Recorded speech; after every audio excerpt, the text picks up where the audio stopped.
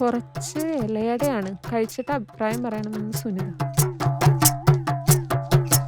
എന്നാലും ഇതിനകത്ത് ഇങ്ങനൊരു ടെസ്റ്റ് ഞാൻ വിചാരിച്ചില്ല. ഞാൻ സുനിത, എന്നെ ഒന്ന് സഹായിക്കണം.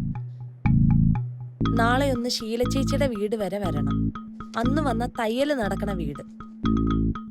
ചുരിദാർ തയ്ക്കാനാണെന്നും പറഞ്ഞു വന്നാ മതി. കൈവിടരുത്. അഥവാ വരാൻ താല്പര്യമില്ലെങ്കിൽ ഞാൻ ഈ പറഞ്ഞ കാര്യം ആരോടും പറയരുത്. എന്ത് ചെയ്യണം?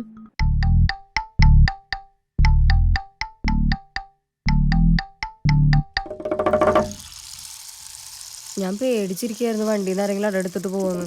ഭാഗ്യത്തിന് കിട്ടിയല്ലോ. അതെ ചേച്ചി, ചേച്ചി ഇത്ര കഷ്ടപ്പെട്ട് എന്താ പറയാൻ പോണെന്ന് എനിക്കറിയാം. ചേച്ചിക്ക് ഭർത്താവിന് സംശയരോഗം എന്നല്ലേ? അതൊക്കെ പറ.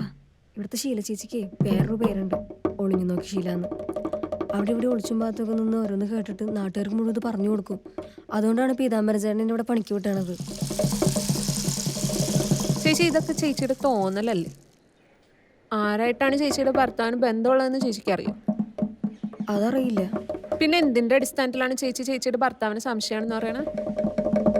എൻ്റെ ചേട്ടന് വിക്രം പീതാംബരന് പേരുണ്ട്. നുണ പറയുമ്പോൾ കൂടും. ചേട്ടൻ നിങ്ങൾ ഇന്നലെ സിനിമയ്ക്ക് പോയാ? ഇല്ല, ഞാൻ പോയില്ല. വെറുതെ പറയല്ലേ? ഇല്ലെങ്കിൽ സത്യം ഞാൻ പോയിട്ടില്ല. അപ്പുറത്തെ വീട്ടിലെ ജോമി പറഞ്ഞല്ലോ കണ്ടുവന്ന്. സത്യം പറ. ഞാൻ പോയി.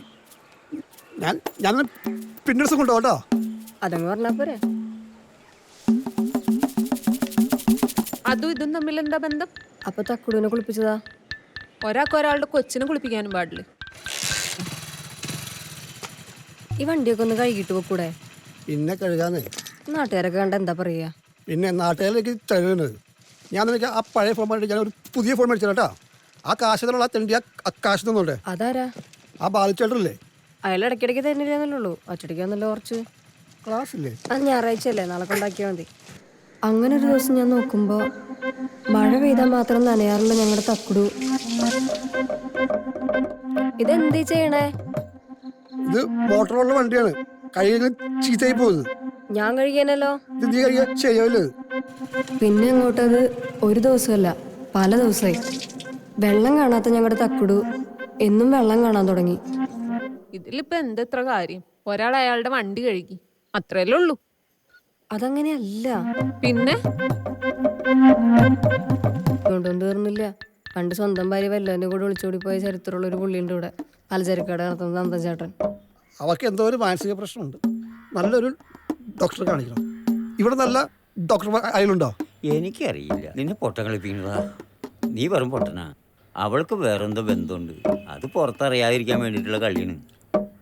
അവക്ക് അങ്ങനെയുള്ള ബന്ധങ്ങളൊന്നും ഉണ്ടാവില്ല. നീ ലോകത്തൊന്നല്ലേ? നീ പേപ്പറൊന്നും വായിക്കാറില്ലേ?